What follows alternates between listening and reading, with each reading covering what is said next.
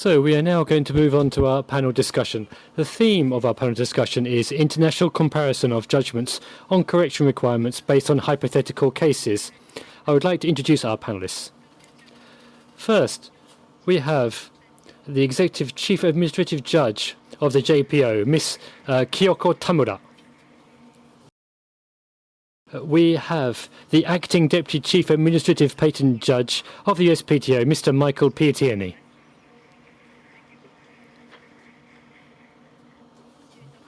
Then from the EPO we have the Chairman of the Technical Board of Appeal, Dr. Ingo Beckedorf. The moderators are Mr. Yasuda from the JPO. These are the people who will be speaking at today's panel discussion. So I'd like to ask Mr. Yasuda to take over from now on. So we will now move on to a panel discussion using hypothetical cases. The subject at hand will be international comparisons of correction requirements related to numerical ranges. Such corrections related to numerical ranges are a common part of our work, but the differences in the approaches of each country can be difficult to understand. We only have a short time today, but I hope to create a logical discussion of the topic at hand. And I hope that today's discussion will prove to be useful to you all. So, first, we will explain the assumptions for these hypothetical cases. I'd like to hand over to the facilitator, Ms. Shio.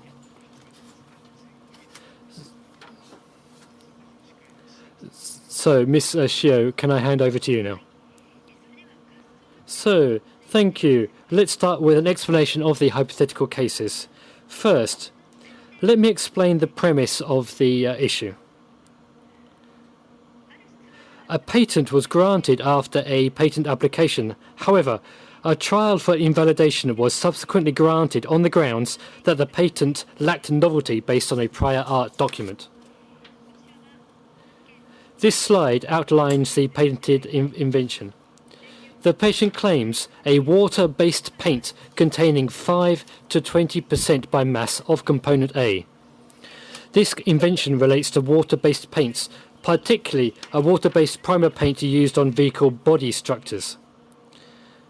The issue of conventional water-based paints is poor adhesion to metal substrates.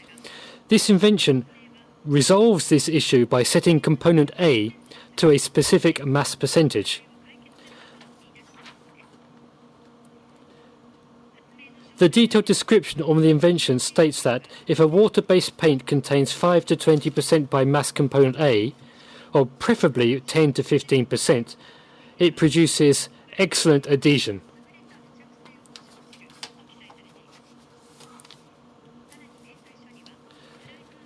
The patent specification also includes the embodiments as shown in the table in this slide.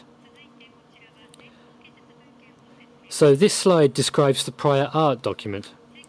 The prior art document claims a water-based paint containing 5 to 7% by mass of component A and 1% by mass of component X. This invention is also a water-based paint, but is used for wood protection. This invention improved glossiness by using a water-based paint containing 5 to 7% by mass of component A and 1% by mass of component X.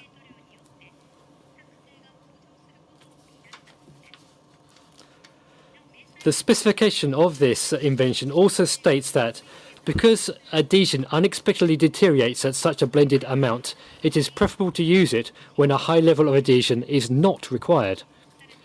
The embodiments shown in the table at the bottom of the slide are also described in the specification.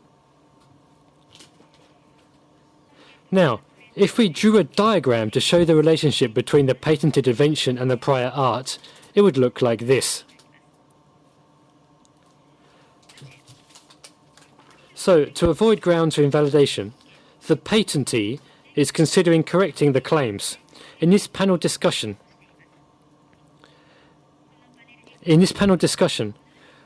we will discuss whether these corrections form the addition of a new matter in 5 cases that we will explain as we go along. In each of the 5 cases, we will assume that there are no grounds for invalidating the corrected claims. That's all, thank you. Thank you very much. So let's move on to the first case. Ms. Shio, please go ahead. So let's move into a description of the specific cases.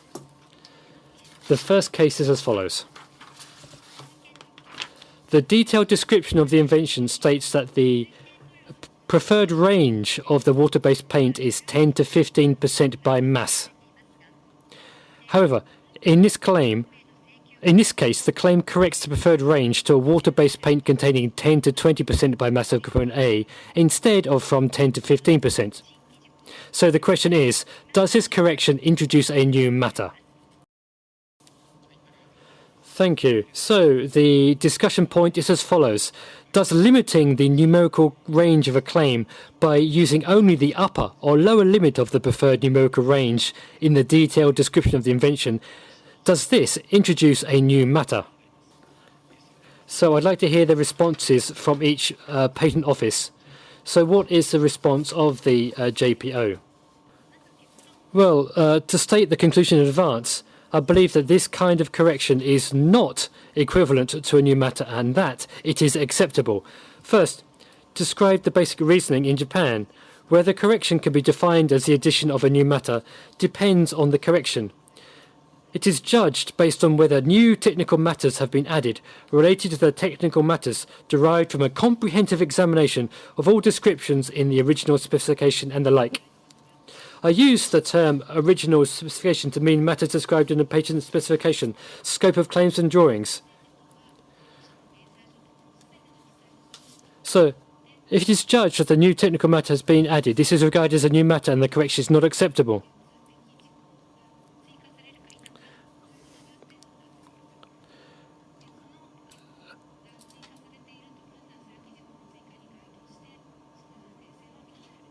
In this case, if it is judged as a new matter, then it is regarded as a new matter and the correction is not acceptable. This reasoning follows the judgment given by the Grand Panel of the IEP High Court in 2008 about solder resist. It is a fundamental approach that is used in amendments to the JPO's examination guidelines. In the case of corrections involving new numerical ranges in which boundary values, such as upper or lower limits described in the claims, are changed, if there are 2 conditions, if 1, the boundary values of the numerical ranges are described in the specification or like, and number 2, the new numerical ranges are included in the numerical ranges described in the specification or the like, then if both of these conditions are satisfied, then a new numerical range is not regarded as the addition of a new matter and is therefore permitted. So in this case, the value 10 is specified as the lower limit value of the numerical range after the correction and is described as a value that describes a preferred range in the specification. Therefore, it satisfies condition 1. In addition, the new numerical range, i.e. 10 to 20, is included in the numerical range 5 to 20 described in the specification. Therefore, it also satisfies condition 2. Therefore, because the corrected range satisfies both conditions 1 and 2, the correction is permitted because it can be said to be within the matters described in the specification. That is the judgment of Japan. Thank you. So the response is that the correction is acceptable. And I'm going to write that on the board now.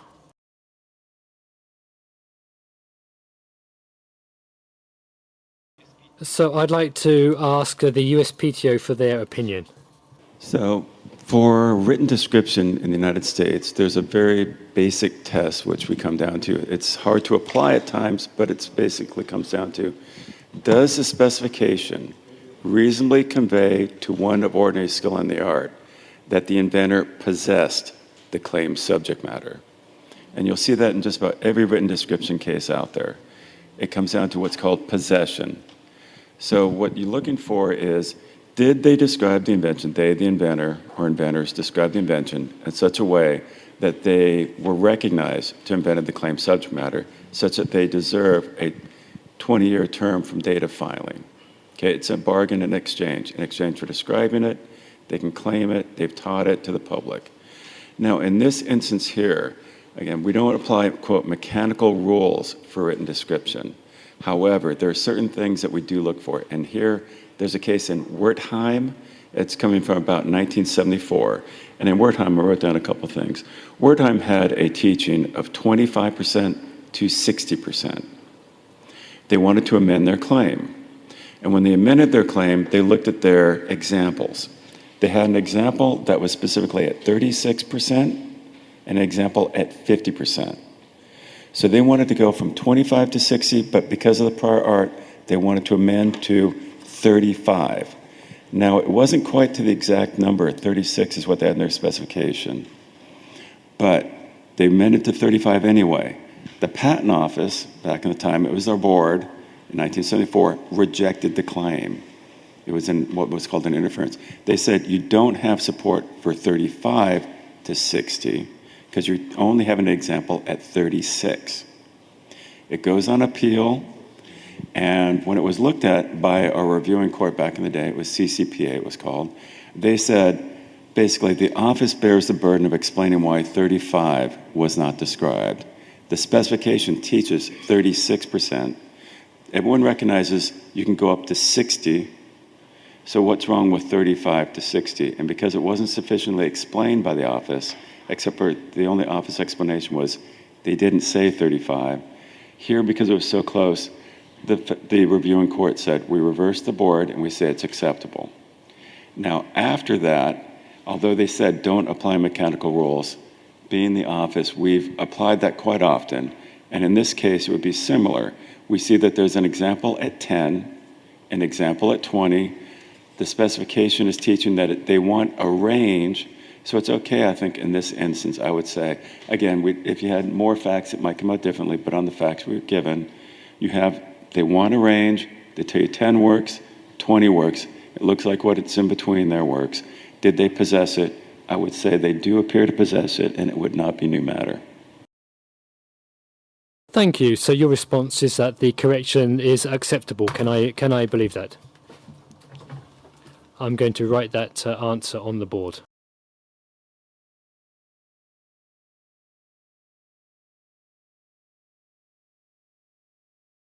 So I'd like to ask the EPO for their opinion. Thank you very much.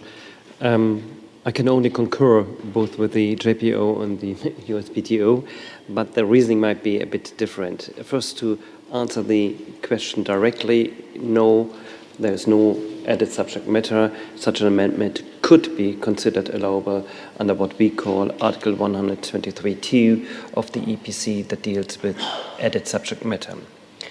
According to this article and according to the understanding of this article, it is in principle possible to combine upper and lower limits of ranges disclosed in the application as originally filed, because this type of amendment does not add any new technical information. What we apply at the EPO is something that has been established by the Boards of Appeal, in particular the Enlarged Board of Appeal, and that is what we call the gold standard. And according to this gold standard, any amendment to the parts of a European patent application or a European patent relating to the disclosure, and the disclosure is encompassed by the description, the claims, and the drawings of a patent, is subject to the mandatory prohibition of extension laid down in this article that I'm already called Article 123.2 of the EPC. And it can therefore be, irrespective of the context of the amendment, being made within the limits, and now it comes what the gold standard says, within the limits of what a skilled person would derive directly and unambiguously using common general knowledge and seen objectively and relating to the date of filing from the whole of these documents as filed. In this case, it is, if you read the description and if you look at the embodiments, I think it's fair to say that it has been disclosed, or the skilled person rather would understand this as being directly and unambiguously disclosed in the application as originally filed. Thank you. Thank you. So the response for the EPO is that the correction is acceptable.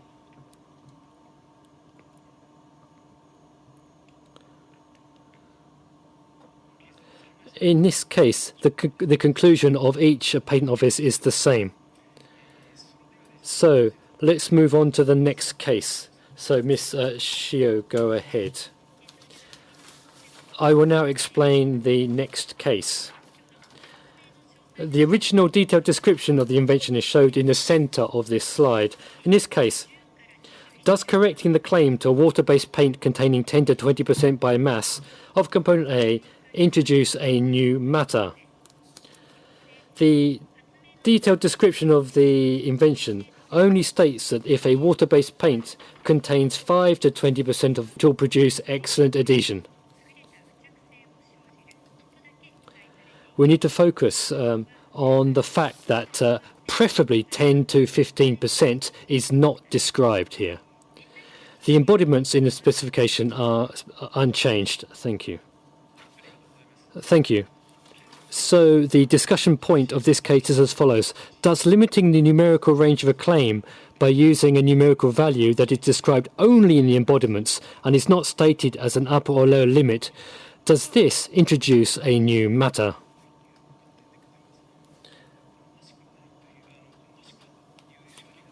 So the fact that there is no description of the term preferably makes this case different from the previous example. And I'd like first the answer from the JPO.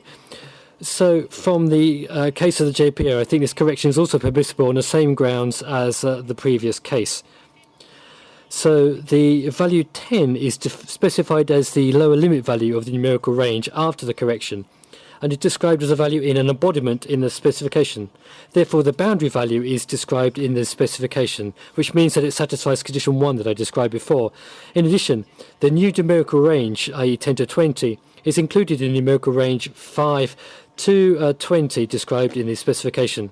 Therefore, it also satisfies condition 2 that I described before. Therefore, because the corrected numerical range satisfies both conditions 1 and 2, the correction is permitted because it can be said to be said within the matters described in the specification. So it is acceptable. Thank you. So the response is that the correction is acceptable.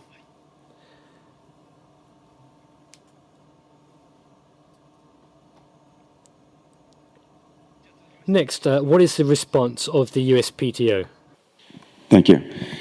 Similar to what we had before, where we talked about that case in Ray Wertheim, again, Wertheim had 2 data points in their specification as well as a teaching of a general range. Here, we have the range with an upper limit of 20%. We also, not only that, have 20% as a data point. So that's similar to Wertheim on that point. The lower end, although it doesn't have the necessarily 10% as its range for general, it has it a preferred, it does have it as a preferred range, and not only that it has a preferred range there, it also teaches it as a data point in the example. So looking at that Wertheim case and following the logic of that case, it would also come out that this case would still be described. So there would be no new matter. Thank you. So it seems that the response is that the correction is acceptable for the USPTO as well. So I'd like to move on to the EPO. From our perspective, it would be acceptable as well, with the same reasoning that I tried to explain concerning the case 1A, because we have a basis in the application as filed, as originally filed, both in the description and in particular in the embodiment, and that would be sufficient to allow such an amendment. Thank you. So the response is that the correction is acceptable. So in the same way as the previous case, the judgment results of the 3 POs are the same. Let me circle that now. So let's move on to the next case. Ms. Shio, please go ahead. I will explain the next case. In this case, does correcting the claim to a water-based paint containing 9 to 20% by mass of component A, does this introduce a new matter? Now, please note that the description in the specification is unchanged. Thank you. So, the discussion point of this case is as follows. If the claim is corrected using numerical values so that they are close to specifically stated values, but they are not actually specified, so 9% in this case, does this correction introduce a new matter?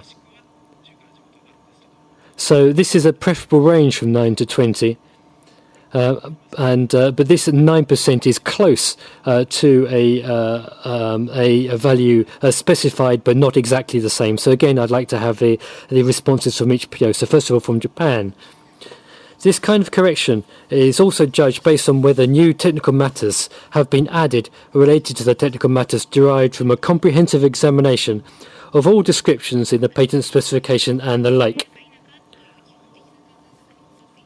So this is the same judgment basis. So regarding this point, the lower limit value of 9 is not described in the specification. As understood from the embodiments, the addition effect is good at 5%, and as I said, good at 5%, and very good at 10%. Therefore, if the patentee asserts that at 9%, the addition is also very good and better than the 5 to 7% of the patent art, the fact that addition is very good at 9% by mass, which is not described in specification, is substantially the addition of a new technical matter. Therefore, this correction will not be permitted. Hi. So basically, if that's the case, if it's judged that's the case, then it's a new matter and it will not be permitted. However, that's not a very interesting judgment. However, there is scope to permit this correction if the numerical range of 9 to 20% by mass is on the borderline of the description in the specification elsewhere, or if special circumstances exist by which this correction does not require the addition of new technical matters.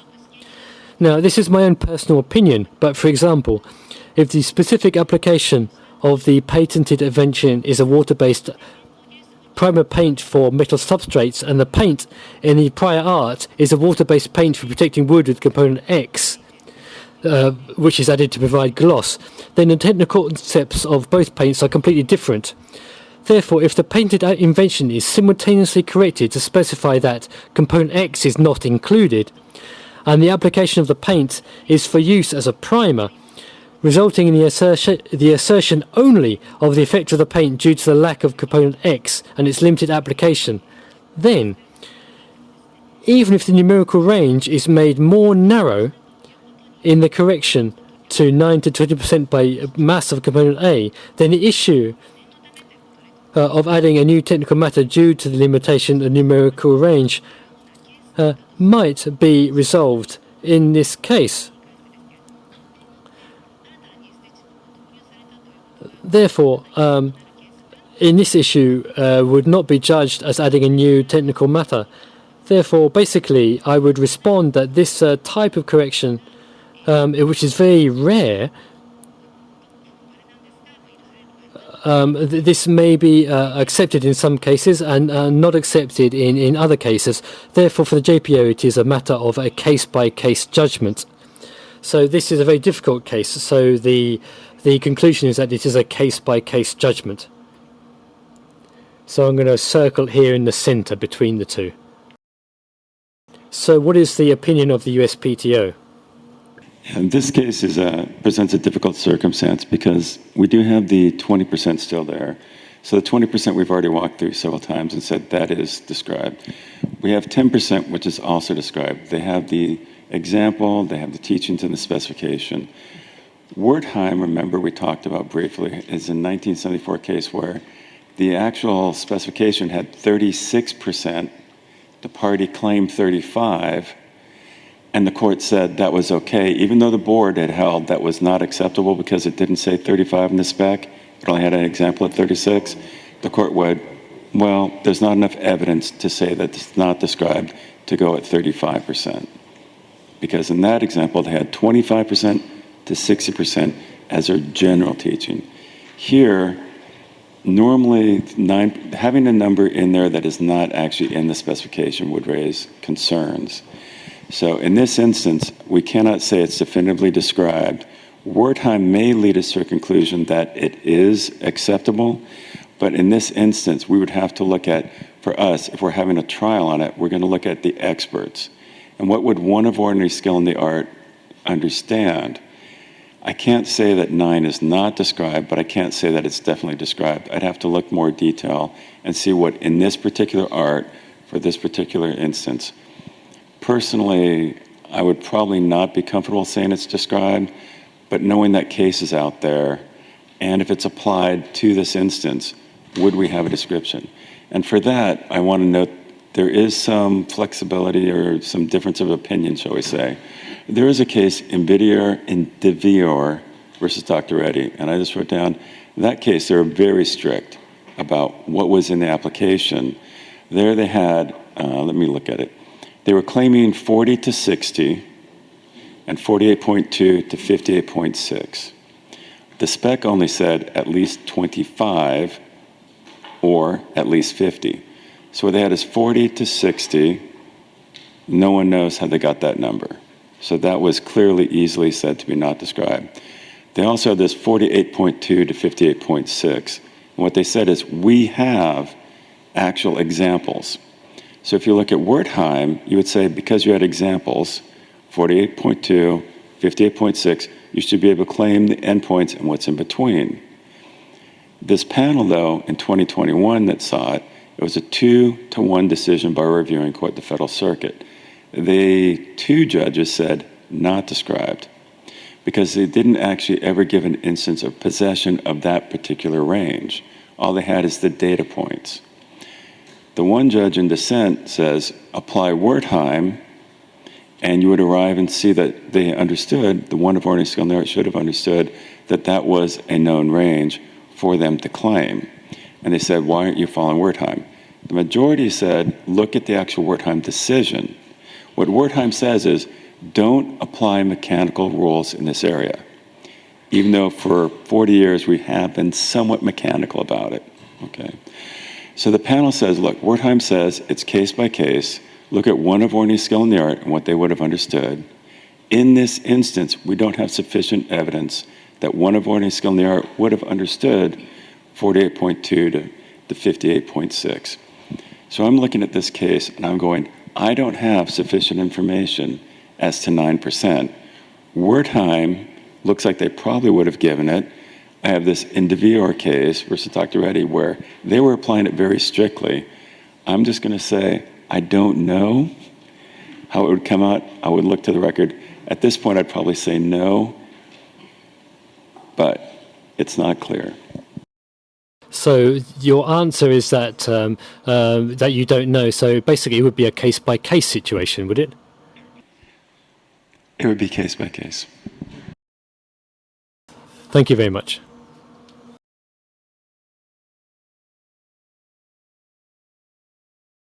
So what is the opinion of the EPO?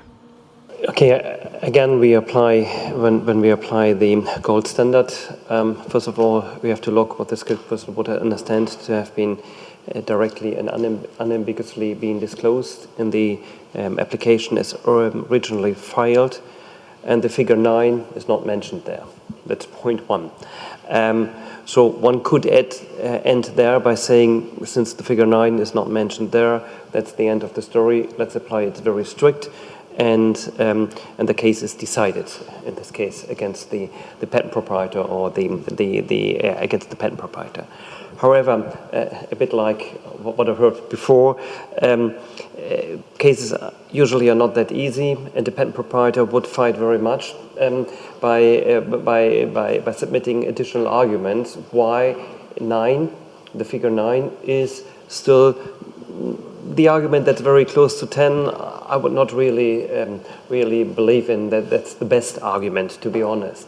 However, if if there were additional arguments relying on the embodiment that discloses 5 as already good enough, then I could imagine that the patent proprietor would be able to invest more arguments in this respect by saying that it doesn't matter whether it's close to 10, good is already good enough for making this invention possible. But this would mean that there is some additional information that we have not in this case for obvious reason. It's only a hypothetical case.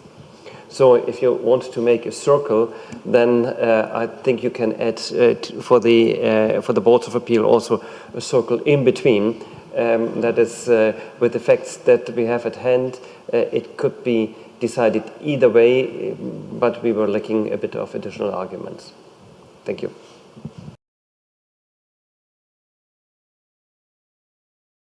So finally, would you accept this correction or not? Or is it in a case-by-case situation for the EPO as well? Saying it that without any additional arguments, the patent proprietor would have a hard case to argue that the figure 9 is originally disclosed and no added subject matter within the meaning of Article 123.2 is involved. However, I do not think that this is, in the real world, the entire case. And therefore, if you like, it is case by case, because I cannot imagine that a patent proprietor would limit all its arguments just by hinting to the description and saying, read it yourself and then decide. If they get the impression that this is an important point, they will add some information. So yes, it is case by case, because I'm lacking a bit of information. Thank you. So, in this case, each of the patent offices have decided this case is on a case-by-case basis. We've created a somewhat difficult question for you to answer, I think. So, here I'd like to ask slightly more detailed questions at this point. So first I'd like to check the response of the EPO about this case. Would a correction involving a lower or upper limit value not described in the specification always be regarded as unacceptable, since it requires the addition of a new technical matters? Can you tell us in which cases an undescribed lower limit value correction would be accepted? Okay, again, it is the gold standard, and what we need in the description, what we need in the original disclosure, is for the skilled person something that the skilled person comes to the result that there is sufficient a basis for the amendment. If the upper and lower limits are described completely separately, then this might cause an additional problem, because it could be understood as an arbitrary selection of the lower and upper limit in this case. Therefore, the disclosure, the description, the embodiments, everything that has been filed together with the patent application needs to be assessed very carefully, together with the additional supporting arguments from the party. But the less information that is given in the application as originally filed, the more a skilled person is required to read into it, the less likely it is that a board comes to a conclusion saying that the amendment is, again, gold standard, is directly and unambiguously disclosed in the original application. This is even more case-by-case related, because it depends really on the understanding of the description by the competent board. I could call in cases where such a selection of upper and lower limits has been accepted as being originally disclosed, and I can give you counterexamples where it has been decided that it's an arbitrary selection of these two ranges. And therefore, I'm even more sorry that I have to be rather vague on this and to give a lawyer's answer. It depends. Thank you very much. So, okay, I believe that it's probably, for this example as well, it's probably a case by case. I'd like to ask USPTO, so would the judgment result change if the adhesion in embodiment 1 of the application? So with if we had changed the specification to 5 to 10%, but still had the 9%, I don't think that's going to be a critical change here. If we're still looking at focus on 9%, the key here is it's going to have to say either 9% literally, or I'm going to be looking for the additional evidence from one of ordinary skill in the art, some expert in the field explaining why, when I read that specification, I would understand that they possess 9, as opposed to 7.5, as opposed to 8.8. It becomes what we look for, and you look at this recent case of the Indivior versus Dr. Reddy, they were saying, it's not just pick and choose whatever you want within a range. You have to show some basis, some reason why one of ordinary skill in the art understood you to have possessed it. And they were looking for a little bit more stricter than that word time, well, 36 is close enough to 35, we'll give it to them, which is maybe not the best way to read the case, but that's the way it kind of came across. It was meant to be a little looser language, and now the newer cases tighten it up a little bit. So again, coming back to case by case, I'm going to need more evidence than we have in front of us right now. But otherwise, I'm coming out with the 9%'s not there. But I don't want to foreclose it because there's always a chance. We see in some cases where even though it's not literally in the specification, it's not literally mentioned in an example, when someone actually does the experiments and the examples, they would understand that one of them may have had 9%. And we would understand, okay, if you can show that, even though it's not verbatim in the specification, we might be able to accept. If you can show that every time you run that example, 9% was actually there, that's something we can say, okay, you had an example with 9%, even though it wasn't literally there, it's inherently there. In other words, necessarily always there, and we could go with it. However, I'm starting to read in too many facts into this case. So again, case by case. Thank you.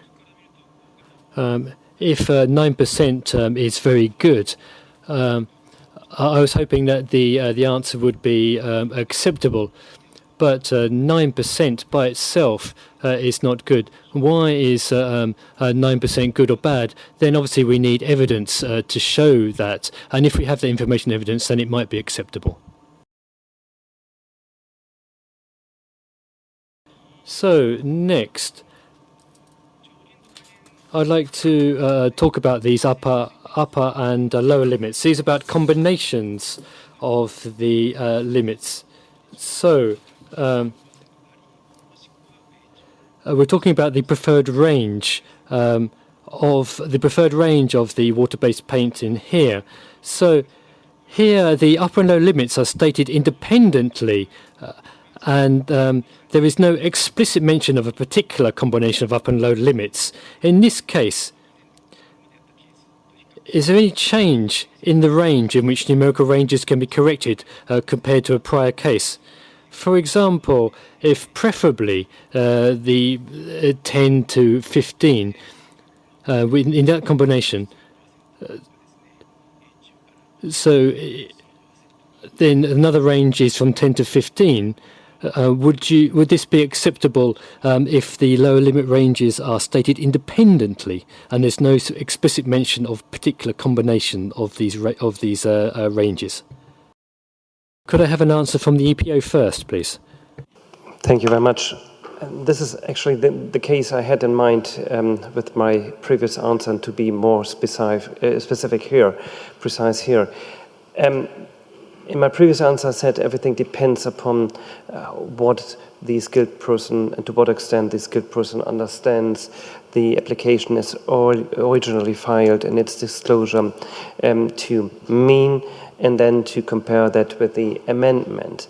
In such a case where there is really, that's what's your scenario, where there's a distinctive and separate disclosure of the lower range or the lower ends and of the upper ends, I think that here it becomes very difficult for a patent proprietor to have this amendment accepted by a board of appeal. As said before, it is whenever it comes to something that is not explicitly disclosed in the application as originally filed, it's always the question whether what is later then amended is an arbitrary selection of what has been actually disclosed in it. And in this particular case that you mentioned, I think it would be rather likely that the answer would be it's an arbitrary selection.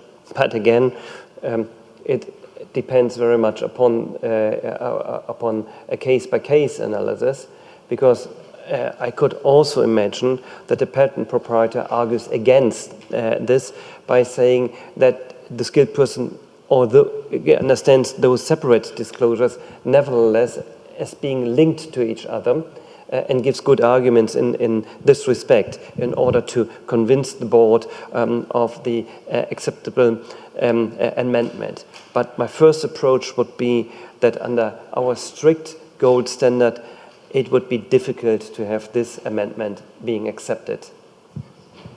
Thank you. So I'd also like to ask the USPTO for their opinion. Yeah, I think we might differ in the USPTO on this point.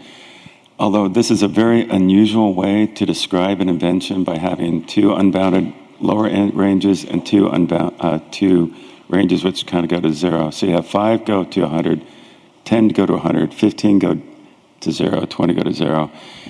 Assuming that this is all directed to the same composition, we do see at times where they have different embodiments, where maybe it's an embodiment with chemical A, there's an embodiment with chemical A and B, an embodiment with chemical A, B, C. You may have different ranges in that case.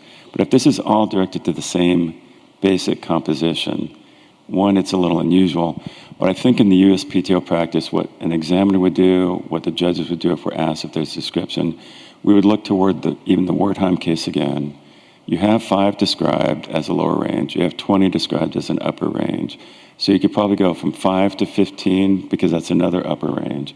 You go 5 to 15, 5 to 20, 10 to 15, 10 to 20 as your ranges that one of our skill might be able to clearly envision that would be possessed. That said, there could be arguments by someone, if they want to challenge a patent, they're going to bring in an expert before us and point out one of ordinary skill in the art would not understand. But I think they'd have a little bit of an uphill battle. I think if I have to choose, I'd say it's more likely to have description between 5 to 15, 5 to 20, 10 to 15, 10 to 20, and that it's going to be a higher burden to show that there's no actual description for those particular ranges.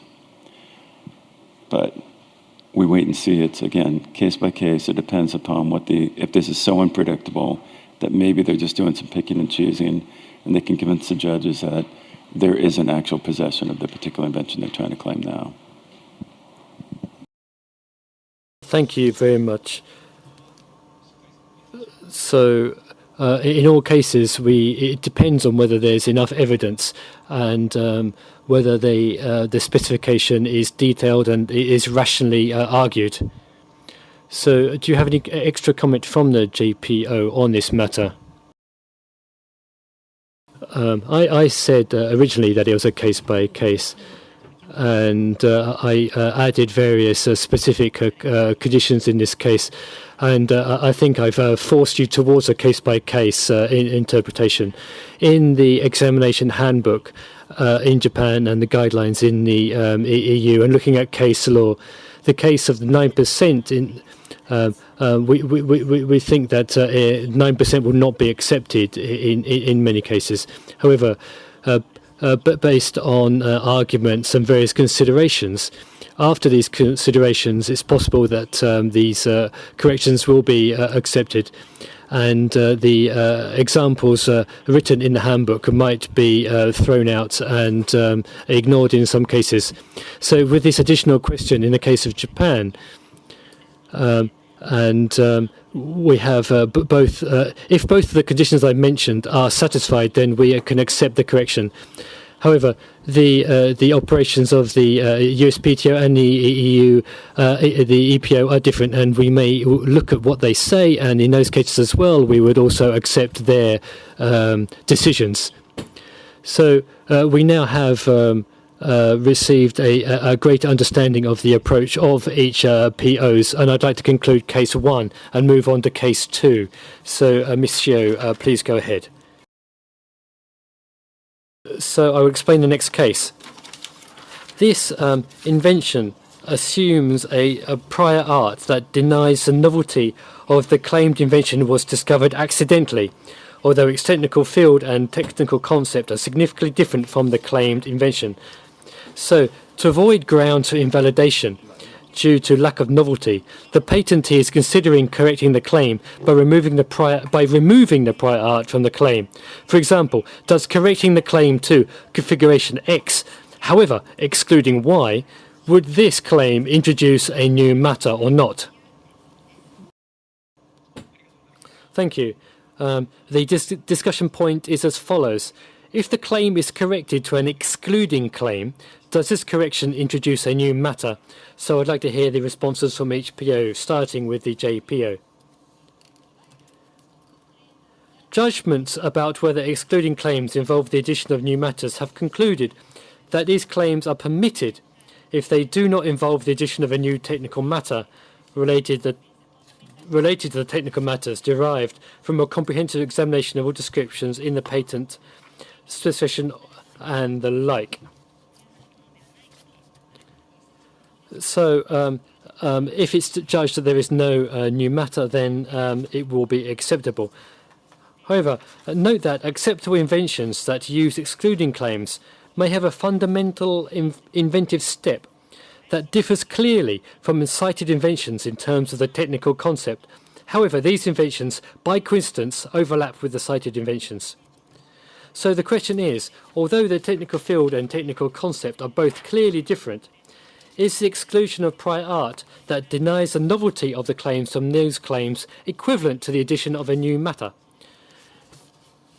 In this case, I think that this type of correction would mostly be permitted because judgments would find that no new technical matters are added related to the technical matters derived from a comprehensive examination of descriptions in the patent specification and the like.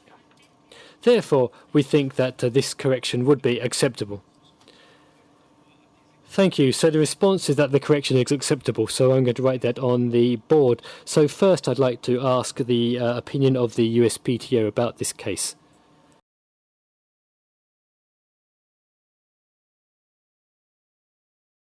So what, in this instance, I'm saying, basically, if we're trying to distinguish, there's two different ways to distinguish. One is the negative limitations, which you can carve out. You're going to need, again, to have it described in the specification, or at least someone has to read the specification and understand that there's not X. Okay? So that one depends upon the facts of the case. But I do want to point out something in the US law where if we're saying a water-based adhesive, okay, if that's your what we have a preamble, the beginning of the claim, if the prior art is not a water-based adhesive, even though it has the same chemicals in it, what you could do is you can say that the prior art is not going to read upon your invention because it may be that even though you don't have in your claim specifically some things that would always have to be with a water-based adhesive, there may be a recognition by one of ordinary skill in the art that when you use a water-based adhesive, there's certain things that must be present or must be in there that's not going to be part of that prior art. And when that happens, what you're doing is arguing that the beginning of the claim, the description there is a preamble that breathes life and meaning into the claim. For example, and I'll just make it up.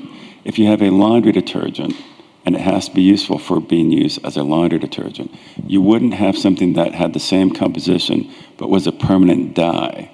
Why? Because a permanent dye would ruin the laundry detergent composition. So there, even though it had the same composition, there may be some extra chemicals in it that would not be useful in the laundry detergent, and you would read it out. So there's different ways of trying to have that exclusion. One is look at your preamble. Does it breathe life and meaning into the claim and distinguish the art, even though it's not literally distinguished? And two, you can try for the negative limitation, but if you're doing that, you run the risk that someone's going to argue that you didn't have the proper description unless it's literally mentioned in the specification. And then it gets to be, as we've seen, a battle of the experts at times. Thank you very much. So the response of the USPTO is that the correction is not acceptable. Is that correct? It depends on the case. Okay, I see. So finally, what is the opinion of the EPO? Thank you. Here, I think I can be more direct by saying that such an amendment would not be acceptable.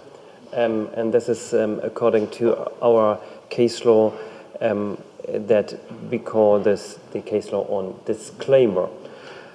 And the term disclaimer was used in certain decisions of the Enlarged Board of Appeal, in particular in decisions G1 of 03 and G2 of 03. And according to these decisions, a disclaimer means an amendment to a claim resulting in an incorporation of a negative technical feature, typically excluding from a generally defined subject matter specific embodiments of or areas. However, the Enlarged Board limited this definition of a disclaimer in that decision to the extent that a disclaimer which contributes to the technical teaching and adds subject matter within the meaning of Article 123(2) of the EPC is not a disclaimer within the meaning of these decisions of the Enlarged Board, i.e. It would then not be allowable. And this also is true for disclaimers in the second sense as used in decision of the Enlarged Board G2 of 2010. I will come to this in a minute. So a disclaimer is a proper disclaimer only if the remaining legal subject matter is less than that of the unamended claim. In any subject matter, it can be defined which falls, or for any subject matter can be defined what falls within the scope of the claim after amendment by the proposed disclaimer, but which did not do so before. And the term undisclosed disclaimer, as used in decisions G1 of 03 and G2 of 03, this relates to the situation like potentially here, in which neither the disclaimer itself nor the subject matter excluded by it have been disclosed in the application as originally filed. Whereas a disclosed disclaimer, the other form of disclaimer as being subject of the decision G2 of 2010, such a disclaimer relates to the situation in which the disclaimer itself might not have been disclosed in the application as filed, but at least the subject matter excluded by it has a basis in the application as filed, for example, in an embodiment. Thus, undisclosed disclaimers and disclosed disclaimers can be distinguished according to whether the subject matter on which the respective disclaimer is based is explicitly or implicitly, directly and unambiguously disclosed to the skilled person when using the common general knowledge in the application as originally filed. I know that this case law of the Boards of Appeal is rather complicated and it has not been followed by other instances, but at least that's the situation what we are confronted with at the EPO. And as I said before, as here it appears to be that we have an undisclosed disclaimer. Here there are certain requirements, conditions to be met to make such a disclaimer, such an amendment of a claim being allowable under the requirements of Article 123(2) of the EPC. And the conditions are as follows. It must be intended to distinguish the invention from an accidental anticipation, which is removed, and now this comes very important here, which is removed from the invention in the sense that the skilled person would not take it into account when making the invention. And the introduction of such a disclaimer may then not provide a technical contribution in the subject matter. This is a bit what we heard from the JPO, as disclosed in the application as originally filed. And it may not or become relevant for the assessment of inventive step or for the question of sufficiency of disclosure. And the last condition is that a disclaimer must not remove more than necessary to restore, in our case, novelty of the claimed subject matter or to overcome any patentability exclusion provisions. So in this case, it very much depends upon how the skilled person understands both the patent in suit and the prior art, whether they belong to related technical fields or to remote technical fields. If it was to be considered that the fields are related to each other, and I think one could very well argue that they are not remote but related, then this disclaimer would not be allowable as an amendment. Sorry, would not be allowable as an amendment under Article 123(2), because one of the important conditions that it is accidental anticipation from a remote field would not have been met. Thank you very much. So you've explained about the various discussion points. So as I circled acceptable on the board, but basically I understand that this actually would not be acceptable.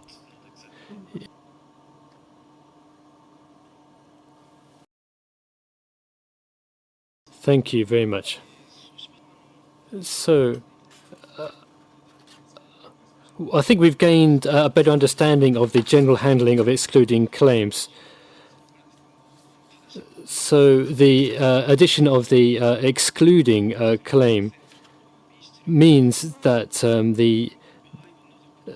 the exclusion of the certain percentages of the composition in this case results in affecting the inventive step.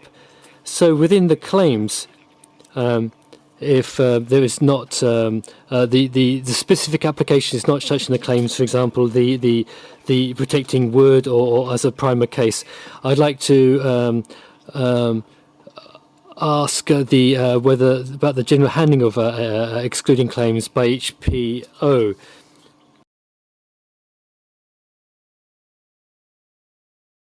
So the EPO basically said that this type of claim is not acceptable. So I think that the response from the JPA will be different. So I'm a bit worried about saying this. So in the case of the JPO, because the application hasn't been excluded, so my response is a little bit vague. So only similar applications have been excluded. So in the case of if we accept the wood protective application, then the result would be different. So whether this correction would be acceptable or not, I think it's quite a difficult question to state. So I'd like to state the reasons for that.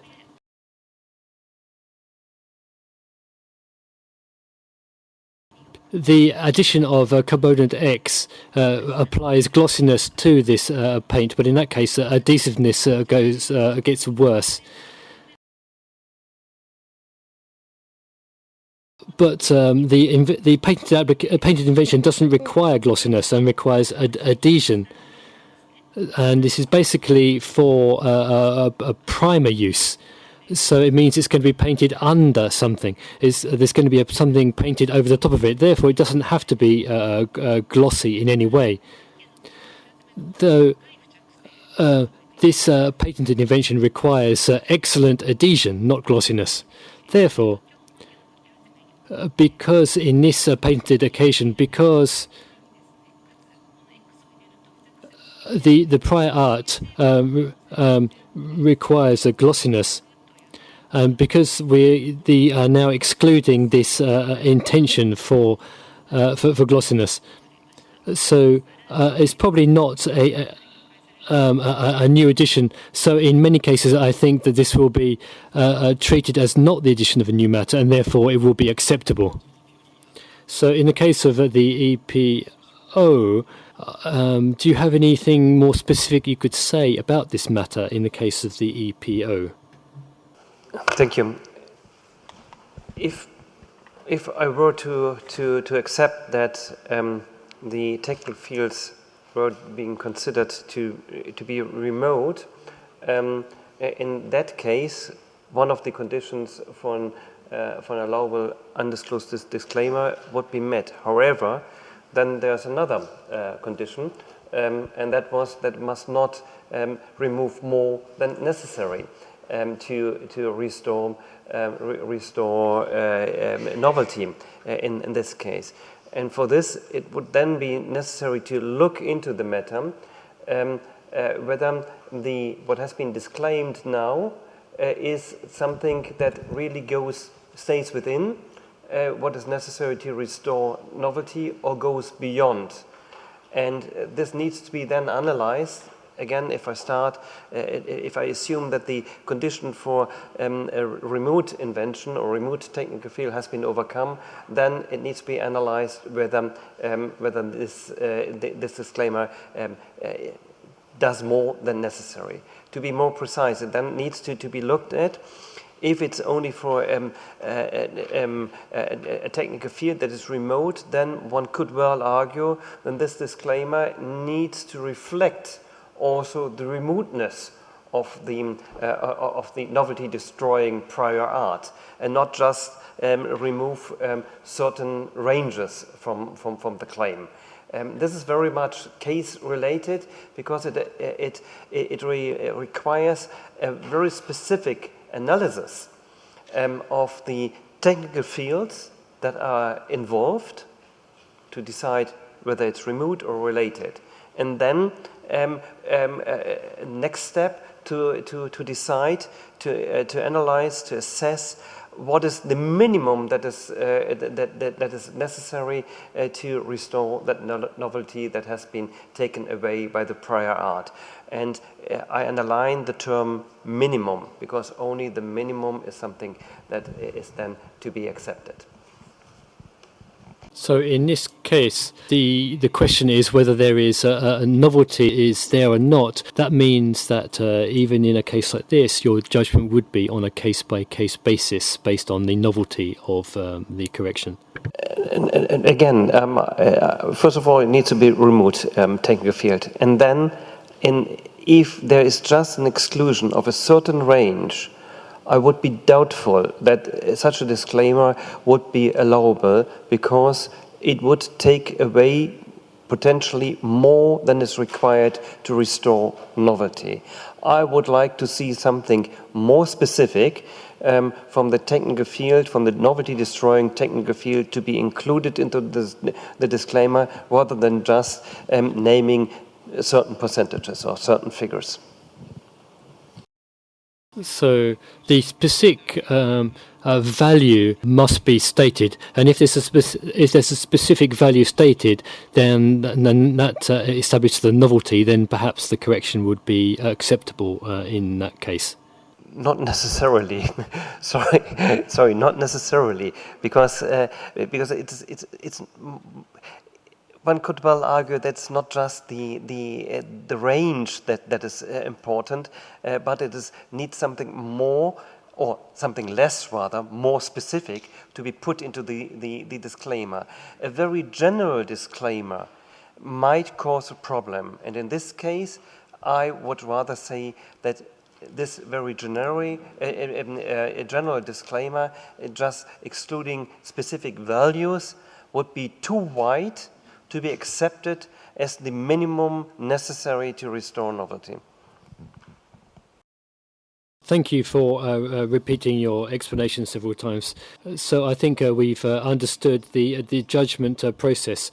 In the case of the USPTO, I heard that the USPTO has across-the-board banning of excluding claims, but I don't. Perhaps that's not the case. So, are there any cases where these types of claims would be acceptable? I don't want to say that there's an exclusive banning of a negative limitation. What we actually do is, I mean, if you're just basically saying, I'm not the prior art, and you write that into your claim, the odds of you actually showing possession of that limitation are slim to almost none. But I don't want to say never. I've learned to never, you don't say never. What happens here is negative limitations in the US are given the same standard for written description as a positive limitation. Does one of ordinary skill in the art, looking at the specification, understand that there exists this negative limitation for their invention? If they would understand that not X is what's really been invented, you can put not X in your claim. So, and actually I'll read from a case that was fairly recent. I know one of our colleagues here has pointed it out and we're aware of it. It actually says, we do not today create a heightened standard for negative claim limitations. Just as a disclosure is a hallmark of written description for positive limitations, so too for negative limitations. So in other words, again, this is just a recent 2022 case. Negative and positive limitations are all treated the same. If you read the spec, the specification, understand it to mean not X, even though it doesn't literally say it, you can put that in your claim. But if you're generally, I think where you're going is, I'm not the prior art, very rarely are you going to have that where one of our skill reads your invention and says, yeah, understand you're not the prior art. Because then you're just basically making the specification read, your claims read as anything you want, like Swiss cheese. I'll claim 1 to 99, ha ha ha, and I'll just negatively disclaim anything that's in the prior art and start doing, I'll claim everything else. That's not going to go over well. Is it possible that someone could find 1 to 99 and then they understand that, well, 80 to 85% when there's X present would be something that's not going to be part of their invention? Maybe there's a way for them to show that. It's just highly unlikely under normal circumstances, but it's not never. Thank you very much. So I understand that this is a very difficult issue. So we're running out of time a little bit. We have this extra question. So in this case, we are going to be excluding certain ranges. So we had prepared this extra question, and I think this would be acceptable in Japan. And listening to the EPO and ESPTO, I think that the judgment will be based on the logic that you've already explained to us. So this specifies the different application of the prior art, for example, wood protection here. If there is anything here extra you'd like to add about excluding certain applications, I'd like to hear. So could the EPO give your opinion first?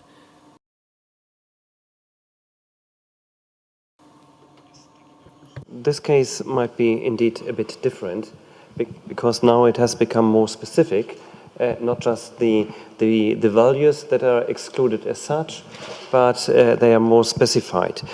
To be honest, I still have an issue with the term especially for wood protection.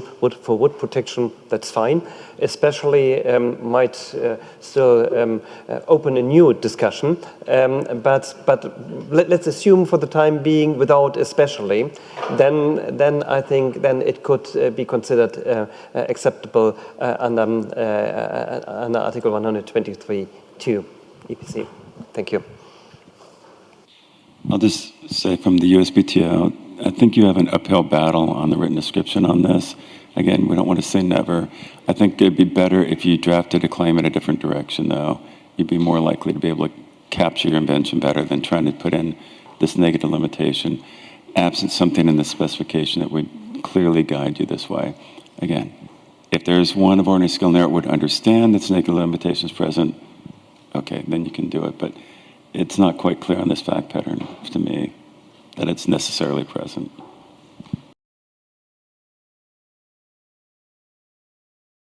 Thank you very much. So Okay, I think maybe in the case of the EPO, I think it's slightly more possible in the EPO that this type of correction would be accepted than the USPTO. And for the USPTO, it seems to be difficult in most cases. But it might be acceptable in some limited cases, and it's more acceptable in Japan than the other POs. Is this the case? Thank you very much. So I thought that excluding claims were quite simple, but it's harder than I thought. So in the case of Japan, the activity seemed to be different to the approach in the America and Europe. We haven't got a lot of time, so I'm going to move on to case 3. So Ms. Shio, please go ahead about case 3. So I'll explain the next case. And this case assumes that the detailed description of the invention states that component A is in particle form, and for the purpose of improving adhesion, the particle size of a component A has an average particle size of 10 micrometers or less in terms of mean volume diameter. In addition, the description also contains a specific explanation of the measurement method using the mean volume diameter. In this case, thus correcting the claim to a water-based paint containing 5 to 20% of mass by mass of component A, comprising an average particle size of 10 micrometers or less, does this introduce a new matter? Thank you. So this is quite a difficult case mathematically. The mean particle size is actually a subordinate concept of the mean volume diameter. So the discussion point is as follows.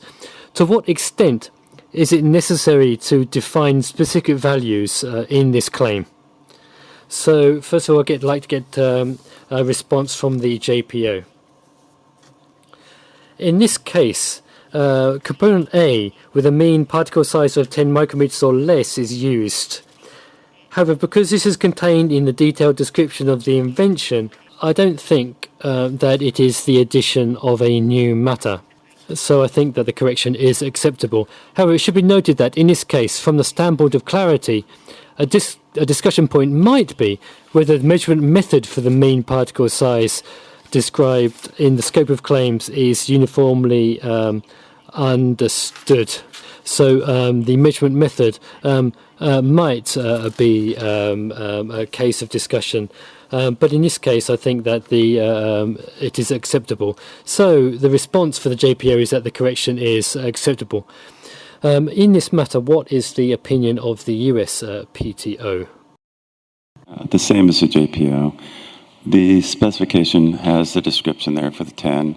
It would be nice if they specified in the claim how one would measure the 10 micrometer, but it wouldn't necessarily be required. We could construe the claim as having the measurement system that's in the specification. So an examiner may require you to put the measurement, how to do the measurement in the claim, but even if the examiner did not, we would still say the claim was acceptable.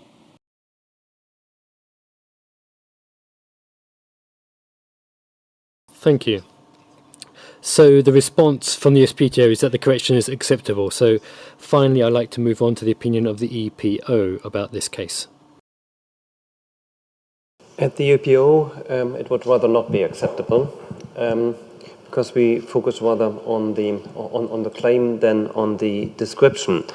And in this case, it is to be noted that in the claim itself, it is not specified that the particle size is the mean volume diameter, and without any specification in this sense already in the claim, the claim might refer with its wording to something else, and it cannot be directly linked to the description. And then that the part of the description is then to be read immediately into the claim. If a claim is very broad or potentially very broad in its meaning, in its understanding, then we are usually rather strict in accepting that any additional reading from the description allows a limitation or more specifying of the claim. But I think, and the answers from the JPO and US PTO make it quite clear that this is particularly strict at the European Patent Office rather than at the other offices. We know this. Thank you. So the response to the EPO is that the correction is not acceptable. So I want to move straight on to case 4. So Ms. Shio, please go ahead. So I'll explain the next case. This case assumes that the specification states that the contents of the US patent application publication number X are hereby incorporated herein by reference as if fully set forth herein as part of this description. So then, as shown on the right of the slide, the specification of US patent application publication number XX states that if it was found that the inclusion of 10% by mass of a component W also unexpectedly improves the glossiness. So the embodiments shown in the table in the slide are also described in the specification. So in this case, does correcting the claim to a water-based paint containing 10 to 15% by mass of component A and 10% by mass of component W, would this correction introduce a new matter? Thank you. So thank you. The discussion point is as follows. Does a correction that uses a description of an incorporation by reference introduce a new matter? So I'd like to hear the answer of the JPO.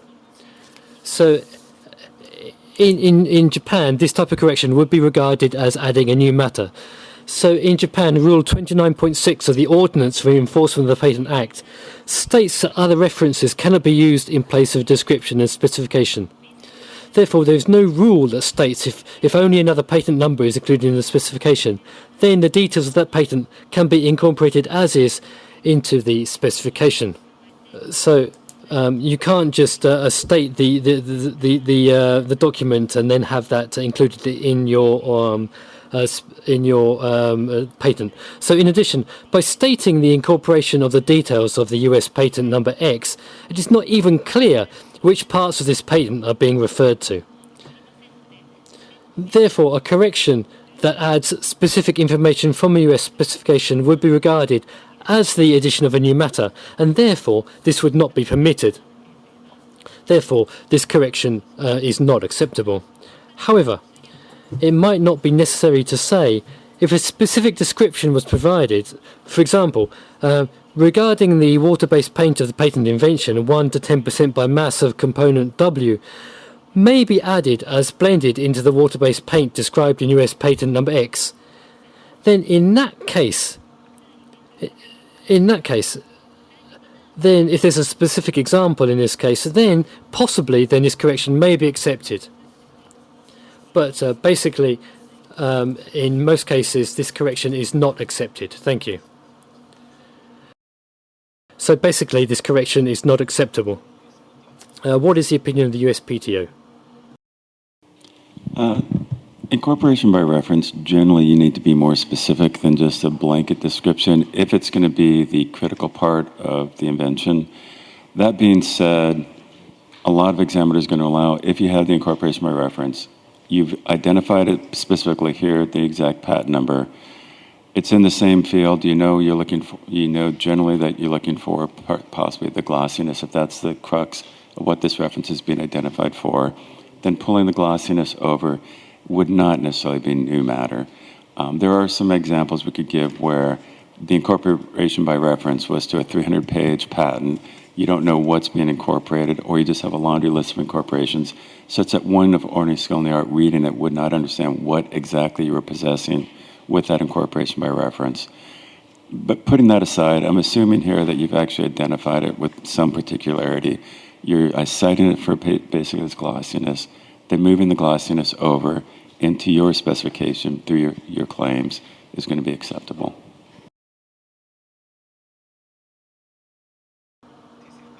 So would you say that in this case the correction would be unacceptable?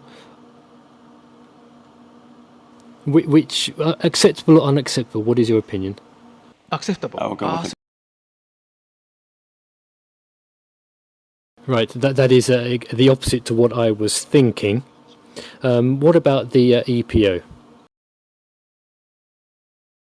In this case, I think it's a very clear answer, not acceptable. For the reasons that are already stated at the beginning. Gold standard, clear and unambiguous teaching in the application as originally filed, and the mere point of reference that is used or pointer to something else outside the application as originally filed would not be sufficient to allow the skilled person to derive this teaching as part of the invention. Not acceptable. Thank you. Thank you. So the response from the EPO is that the correction is not acceptable. I understand that. Do you have anything you would like to add? This is an addition from the USPTO. Just wanted to point out that it's rather common, especially in the chemical cases in the US, where your specification, instead of having for example, surfactants, I used to do laundry detergents back in the day, there can be 1,000, 10,000 surfactants that would all be acceptable for use in your invention. And you basically are saying, we're using anionic surfactants, any of which are suitable. And you could say, okay, go see surfactants in a specific patent. And you can give examples of those patents, and you're incorporating those by reference. So then later on, if you want to go ahead and say what surfactants are you using, you're going to go ahead and look at those patents, and maybe that patent has a specific, like alkyl sulfate, which would be an anionic surfactant that you could pull over. The question will be, would one of our skilled in the art understand you possessed it? If they're reading your specification, they come across the point where it says, for this particular component, look to this patent and it's incorporated. That's a blaze mark. And in our parlance, that's giving you sufficient guidance to go look at that patent for those type of compounds. Then you can bring them in and actually claim them. Now, again, it's what would one of our skilled in the art understand? And it gets a little bit tricky, but in this instance, I was thinking, you've given sufficient information to go for the glossiness to this particular patent. You've incorporated by reference and identified it specifically. So it seems like one of our skilled in the art would have sufficient understanding that it is possessed by the inventor. But again, it's case by case. Thank you for your response. So the incorporation of references in this case, I think we've understood. I'd like to move on to case 5 now. So please go ahead. So I'm going to explain the next case. This case assumes that the detailed description of the invention states that 5 to 20% by mass, preferably 10 to 15% of component A, and 5 to 20% by mass, preferably 10% to 15% of component B, are contained in a water-based paint. Then excellent adhesion will be produced. It also assumes that the embodiments shown in the table are also described. In this case, does correcting the claim to a water-based paint containing 10 to 15% by mass of component A and 10 to 15% by mass of component B, does this correction introduce a new matter? Thank you. So this resembles case 1. The difference between case 1 was the restriction of component A, but in this case, the preferred numerical ranges of component A and component B are described independently, and the embodiments only describe partial combinations within these range. So you can see the blue circles in the embodiments on the picture in the slide. So if you look at the two locations on the slide in the yellow area, if these are not specifically described, then for component A you get 10 to 15, and also component B you get 10 to 15%. If we make that limitation, then if you make the correction to establish that limitation, would this be the addition of a new matter? So I'd like to hear the responses from each PO, starting with the JPO. So I think that this type of correction would not be regarded as adding a new matter. In the specification, in addition to including both components A and B in the composition, the preferred range of A is stated to be 10 to 15%, and the preferred range of B is stated to be 10 to 15%. This is in the specification. Therefore, a correction that includes 10 to 15% by mass of component A and 10 to 15 by mass of component B would probably not be regarded as introducing a new technical matter in relation to the technical matters in the original specification. So the correction would be acceptable. Thank you. So the JPO says the correction is acceptable. What would be the opinion of the USPTO about this case? Jump to acceptable. For the same basic rationale, it's the preferred embodiment.